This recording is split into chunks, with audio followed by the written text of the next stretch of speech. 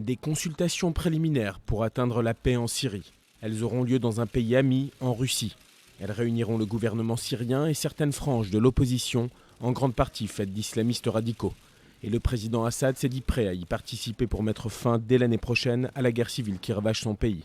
L'annonce a été faite par la télévision d'État, dénonçant sans réserve et à l'image de son gouvernement le terrorisme.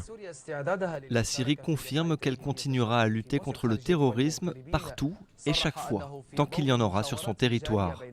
La Syrie confirme également qu'elle est prête à tenir un dialogue avec tous ceux qui croient en l'unité de notre pays, en son intégrité territoriale et qui veulent voir préserver sa souveraineté selon la volonté du peuple de Syrie, qui n'aspire qu'à l'arrêt de l'effusion de sang. Aspiration commune de l'arrêt des violences dans un pays où l'unité territoriale est depuis longtemps entamée. Les djihadistes de la mouvance Daesh contrôlent depuis plusieurs mois des pans entiers du territoire de la République arabe syrienne.